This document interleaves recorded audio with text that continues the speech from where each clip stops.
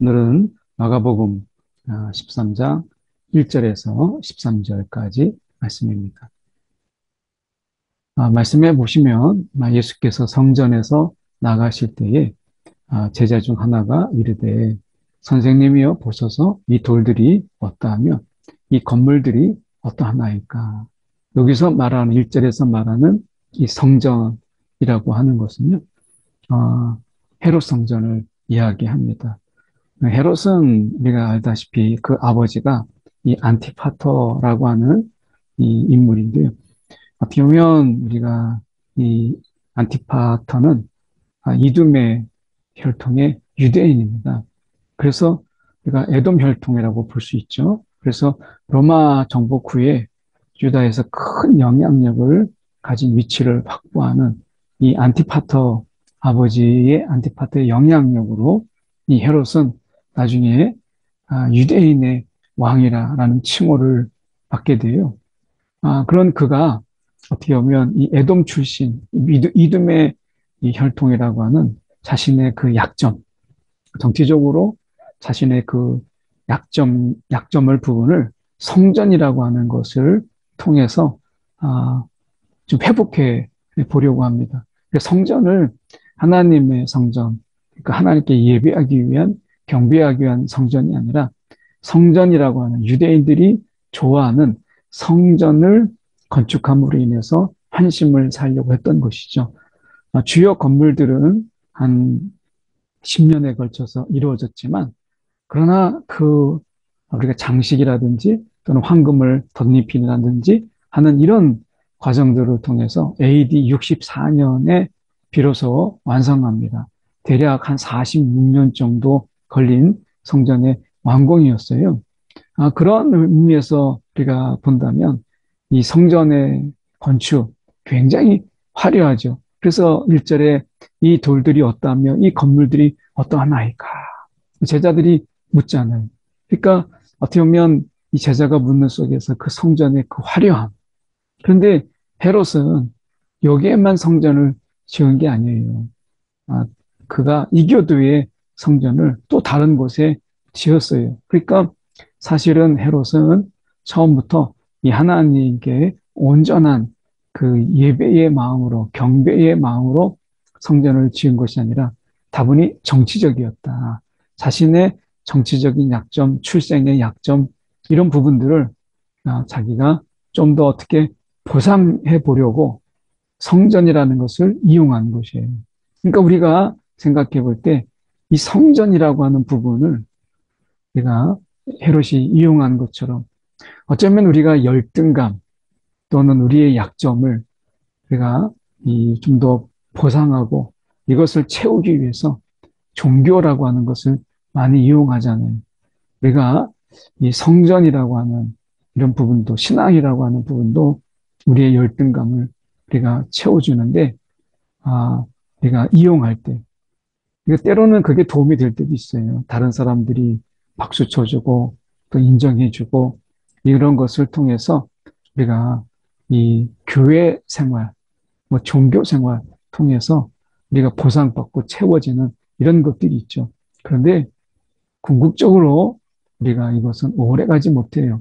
결국 헤롯의 성전이 우리가 주님께서 말씀하신 것처럼 2절에 보십시오. 예수께서 이르시되 내가 이 큰 건물들을 보느냐 돌 하나도 돌 위에 남지 않고 다 무너뜨려 지리라 하시니라 이렇게 말씀해요. 실제로 AD 70년에 로마의 티투스 그 장군이 예루살렘 성전을 함락하고 성전을 파괴합니다.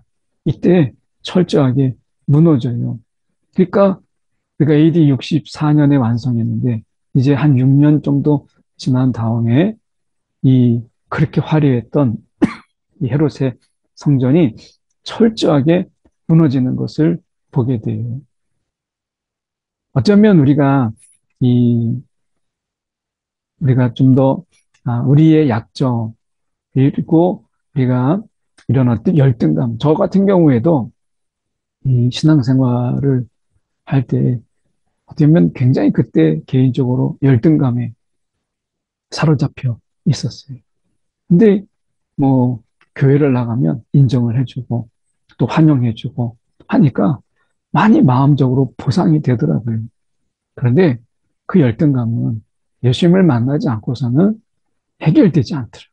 그 안에서 또 비교하고 또 열등하고 이런 부분들이 계속 반복됐어요. 결국 예수님을 만나야 제 열등감이 회복된 것처럼 우리의 열등감, 그리고 우리의 약점은 어떤 종교 생활, 교회의 그 우리가 출입으로 되지 않고 예수를 만날 때 비로소 이것이 해결되는 것을 보게 돼요.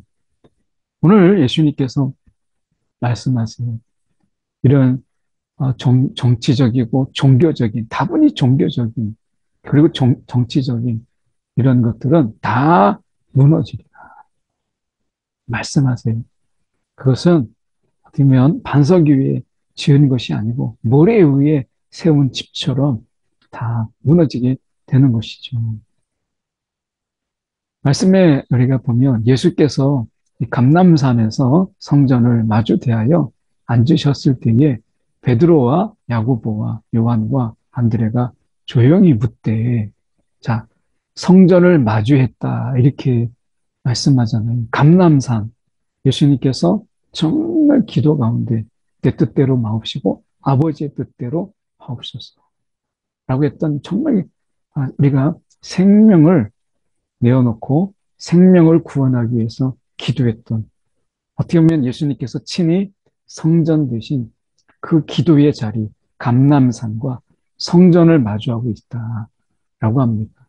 우리가 아, 눈에 보이는 성전과 예수님의 성전 되심을 우리가 바라볼 때 우리가 어느 곳을 더 섬겨야 될 것인가 라고 하는 것이죠. 건물로서의 성전, 그 웅장함과 화려함, 그 속에서 우리가 어떤 신앙적, 종교적인 위로를 받을 수도 있겠죠.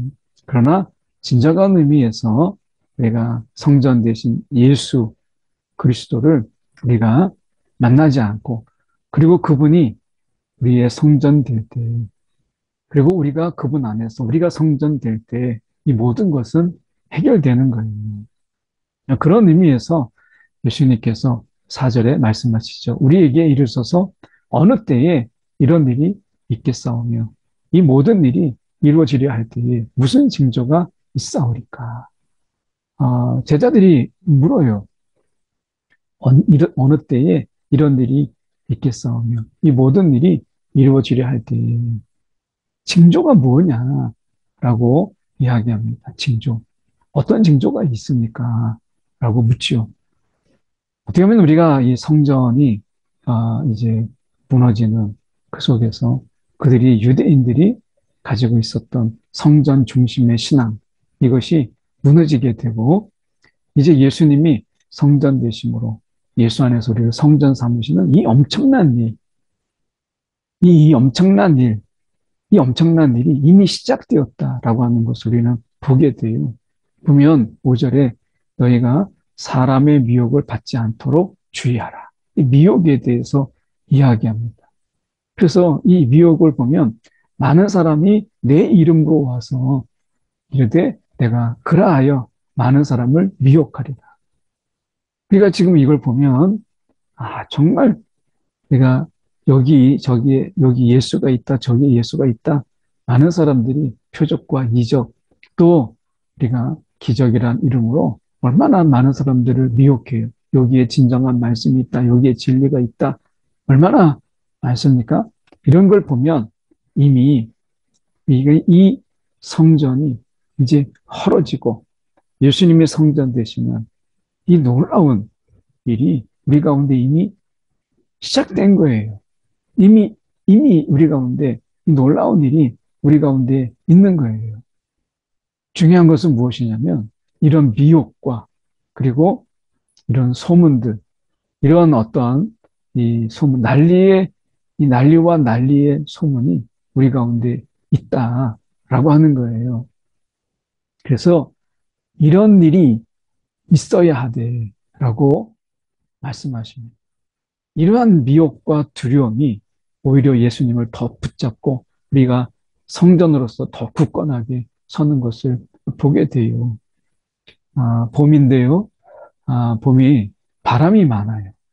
이 봄에 참 봄바람이 많이 붑니다. 근데 이 봄바람이 이 식물을 살려요. 뿌리를 더 튼튼하게 하고, 그리고 그 식물을 내가 잘 자라게 합니다. 바람이 없으면 햇빛과 물과 바람, 이게 식물의 3대 요소잖아요. 바람이 없으면 그들이 뿌리를 내릴 수가 없어요. 어쩌면 예수님이 이제 성전 되시고 예수 안에서 저와 여러분을 성전 삼으신 우리가 무너지지 아니하고 굳건하게 서기 위해서는 예수께 우리가 깊이 뿌리 내리기 위해서는 이런 미혹과 그리고 이런 두려움, 난리와 난리의 소문들이 우리 가운데 곳곳에서 일어나고 민족과 민족이 나라가 나라를 대적하고 곳곳에서 지진이 기근이 있을 것이다. 재난의 시작이라는 거예요. 엄청난 바람 이런 것이 불게 된다는 거죠. 그럴 때 우리는 더 깊이 뿌리내는 것이죠. 해풍이 강하게 부는 해안가에 나무들은 배가 높이 자라지 못해요. 그런데 그들의 그 뿌리가 굉장히 깊습니다. 제가 필리핀에서 이 헌데르드 아일랜드라고 하는, 이 헌데르드 아일랜드라고 하는 100개의 섬으로 이루어진 그런 곳을 한번 방문한 적이 있는데, 거기에 보니까 흙이 무너져서 그 해풍에 견딘 나무의 뿌리가 보였는데, 나무는 잘해야 한 1m도 안 되는 그런 나무인데, 그 나무의 뿌리가 3m까지 막 뻗어 있더라고요. 그만큼 나무가 해풍을 견디기 위해서 그 뿌리를 깊이 내리는 것을 보게 돼요. 지금은 우리가 예수께 깊이 뿌리를 내릴 때 바람에 흔들리지 않도록, 미혹에 흔들리지 않도록, 두려움에 사로잡히지 않도록 우리가 예수께 더 깊이, 우리가 세상을 기웃거리면서 이렇게 한 여력이 없어요. 예수께 깊이 뿌리 내릴 때 우리가 무너지지 않는 성전으로, 우리가 세상 속에서 우리가 무너지지 않는 성전으로 우리가 살아갈 수 있는 것이죠. 예수님께서 먼저 그 두려움과 그리고 그 채찍 속에서 그 십자가의 고난 속에서 먼저 성전 되심으로 우리가 그분 안에서 성전됨을 살아가는 이 일에 우리를 위로하시고 또 우리를 이끌어 주시고 계시고 있지 않습니까? 말씀 속에서 우리가 보면 너희는 스스로 조심하라. 사람들이 너희를 공회에 넘겨주겠고 넘겨주겠고 너희를 회당에서 매질. 참 두렵죠? 나로 말미암아 너희가 권력자들과 임금들 앞에 서리니 이는 그들에게 증거가 되려 합니다. 정말 무서운 이야기예요. 이 순교자 기념관에 갔더니 거기에 이런 글이 있더라고요. 나를 위해서 기도해달라. 내가 이 죽음은 무섭지 않는데 고문, 이 고문을 통해서 내가 혹시 마음이 흔들리지 않도록 나를 위해서 기도해달라. 그 말씀이 굉장히 마음의 울림으로 오랫동안 기억이 됐어요. 어쩌면 우리가 이 매제를 당하고 그리고 그 속에서 넘겨주는 이런 일들이 많이 있다라고 얘기합니다. 세상이 바람이 더욱더 많이 불수록 우리는 세상에서 우리는 증거가 돼요. 이런 일들이 있는 것은 너희가 권력자들과 임금들 앞에 서리니 이는 그들에게 증거가 되게 하려 합니다. 예수님께서 우리가 그 앞에서 증거가 되신 것처럼 우리도 또한 세상 속에서 증거가 하나님 나라의 증거, 하나님이 살아계심의 증거, 그리고 이 하나님의 복음이 이 땅에 선포되었음을 우리 가운데 보이는 이 증거가 되는 것입니다. 이것을 통해서 복음이 더 멀리 확장되고 더 먼 곳까지 구석구석까지 복음이 전파되는 거예요. 우리 이 땅에 순교자의 피로 말미암아 이 땅에 복음이 구석구석까지 전파됐던 일들을 생각해 본다면 우리가 이것이 마지막에 두려움이 아니라 복음의 확장으로 우리의 신앙에 더 견고함으로 주시는 이 또한 은혜다라고 하는 것을 우리가 생각해 보게 돼요. 11절에 사람들이 너희를 끌어다가 넘겨줄 때에 무슨 말을 할까? 미리 염려하지 말라. 이 말씀이 참 위로가 되잖아요. 미리 염려하지 말라. 미리 염려하지 말라. 오늘 우리가 염려가 두려움이 우리 가운데 막 엄습하죠. 밤잠을 이루지 못하고 막 엎치락 뒤치락 해요. 그런데 오늘 말씀하세요. 미리 염려하지 말라. 그때에 우리가 살아갈 수 있는 말씀, 우리 가운데 용기를 주시는 말씀, 그리고 하나님이 이루실 말씀, 약속의 말씀, 그 말씀을 우리 가운데 주시고 그 말씀을 선포케 하시는 하나님이 우리와 함께 하세요. 이 모든 것이 성령 안에서 이루어지잖아요. 성령이 우리와 함께 하시잖아요. 오늘 성령이 우리와 함께 하세요. 그 성령이 아버지의 마음을 하시고 아버지의 계획을 하세요. 오늘 우리가 미리 염려하지 말라. 참 이게 쉽지 않죠? 그런데 오늘 말씀하세요. 미리 염려하지 말라. 오늘 이 아침에 이 말씀이 우리 가운데 참 위로가 돼요. 혹시 여러분 어떠세요? 미리 앞당겨서 막 1년, 10년 막 땡겨서 내가 염려하지 않습니까? 우리가 많은 그 염려들이 실제로는 불필요한 염려들이 그렇게 많다고 이야기하지 않습니까? 미리 염려하지 말라. 무엇인지 그때에, 그때의 염려에도 늦지 않아요. 왜냐하면 그때에 하나님께서 우리 가운데 말씀해 주시고 성령 가운데서 우리 가운데 나가야 될 길, 또 우리 가운데 붙잡아야 될 말씀, 붙잡아야 될 약속, 하나님이 성취하실 말씀을 우리 가운데 성령께서 깨닫게 하시기 때문에 그렇습니다. 오늘 우리가 미리 염려하지 말라. 오늘 우리가 염려쟁이로 살잖아요. 우리가 예수쟁이로, 예수 믿는 자로 살아야 되는데 염려쟁이로 혹시 살고 있지 않습니까? 오늘 우리가 미리 염려하지 말라라고 말씀해요. 형제가 형제를, 아버지가 자식을 죽는 데에 내주며 자식들이 부모를 대적하여 죽게 하리라. 형제가 형제를, 아버지가 자식을 죽는 데에. 어떻게 보면 우리가 이렇게 가족이 이런 부분들 속에서 서로 막 이렇게 죽는 데 내어주고 대적하는 이런 일들. 어떻게 보면 이것은 어떤 일들이 돈에 지배되는 세상이죠. 그래서 돈 때문에 우리가 그룹들이 그런 대기업들이 돈이 없어서 그랬겠어요.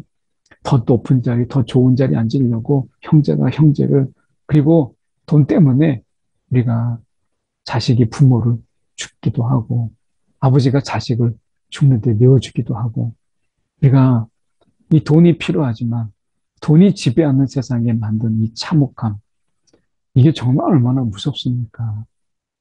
오늘 우리가 정말 주님이 다스리시는 그 세상 속에서 자본주의, 돈이 지배하는 이런 세상이 아니라 주님이 다스리시는 이런 세상 속에서 우리가 살고 있다라는 게 얼마나 은혜예요. 주님이 다스리시는 그 속에서 용서가 있고 긍휼이 있고 그리고 자비가 있고 우리가 약한 자를 섬기는 이런 헤세드가 있는 인애가 있는 이런 삶이잖아요. 오늘 이 마지막 때 돈에 미쳐서 우리가 형제가 형제를 그리고 아버지가 자식을 죽는데 내주는 이러한 처참한 모습들을 우리가 보게 되죠. 그런 가운데서 어떻게 보면 우리가 이 두려움과 공포 때문에 우리가 자기 신들이 무엇을 하는지도 알지 못한 채 그렇게 세상을 살아가는 그런 때에 우리가 하나님의 증거가 된다는 것 얼마나 은혜예요. 또 너희가 내 이름으로 말미암아 모든 사람에게 미움을 받을 것이나 끝까지 견디는 자는 구원을 받으리라. 우리 세상의 사랑을 받기 위해서 많은 사람들의 인정을 받기 위해서 몸부림을 치죠. 그런데 살아보면 알잖아요. 모든 사람에게 인정을 받는 그런 사람도 없고, 그런 것이 있을 수도 없고, 모든 사람이 인정을 받고, 모든 사람의 사랑을 받는다? 그런 사람 없어요. 예수님도 이 땅에 오셔서 대제사장들, 종교 지도자들의 미움을 받았어요. 우리가 모든 사람에게 다 사랑을 받고자 하는 마음을 내려놔야 돼요. 그리고 정말 중요하고 소중한 사람에게 사랑을 받는, 이미 사랑을 받고 있다는 것, 이것을 아는 것이 훨씬 더 중요한 거예요. 그래서 우리가 사람들에게 미움을 받는다. 두려워하지 마세요. 주님이 나를 사랑하신다. 라고 하는 것. 이거 하나로 우리는 견딜 수 있고, 그리고 끝까지 갈 수 있는 거예요. 세상이 이제 어, 이 마지막 때 우리가 이런 일들이 있겠지만, 그러나 그것은 어쩌면 이미 이런 일들은 우리 가운데 이미 시작되었고요. 이미 진행 중이에요. 중요한 것은 끝까지, 이게 마지막이 아니라는 거, 끝까지 언제가 끝인지 알 수 못하지만 미움을 이기는 사랑, 미움을 이기는 사랑이 우리 가운데 있음으로 인해서 오늘을 신실하게 살아가는 것, 오늘을 견디는 것, 오늘을 버티고 살아가는 거예요. 오늘 주어진 일들 속에 우리가 견디는, 내가 이거 더 견뎌야 되나? 라고 하는 그런 부분 속에서 우리가 견디는 이 은혜, 정말 주님의 사랑으로 버티는 은혜가 우리 가운데 있기를 원해요. 오늘 주님께서 끝까지 그 십자가를 견뎌내셔서 승리하신 것처럼 오늘 십자가의 끝까지, 끝까지의 그 견딤이 또 저와 여러분에게 힘이 되는 그런 오늘 하루가 되기를 간절히 소망합니다. 잠시 기도하겠습니다. 네, 사랑이 많으신 하나님 아버지, 참으로 감사합니다. 오늘도 하루하루 살아가는 그 삶이 때로는 버겁고 힘들고 어려울 수 있지만 또 많은 사람들의 인정을 받고 사랑을 받고자 하지만 미움은 늘어나고 또 우리를 또 힘들게 하는 일들이 또 힘들게 하는 또 그런 사람과 일들이 더 많아지는 그런 세상에서 오늘 주님의 사랑이 우리 가운데 함께 있다라는 거, 우리가 이 사실 우리가 붙잡고 우리가 오늘을 견디고 또 이겨내게 하여 주시옵소서. 오늘도 우리가 주님 성전이라고 하는 것, 우리가 우리의 약점을 우리가 보상하기 위해서 채우기 위해서 부활하기 위한 것이 아니라 오직 감람산에서 예수, 오늘 그 예수를 붙잡고 내가 예수를 사랑하며 또한 우리 가운데 주님을 쫓는, 주님을 따르는 우리의 삶이 우리 가운데 있도록 인도하여 주옵소서. 살아계신 예수 그리스도 이름 받들어 기도드립니다. 아멘.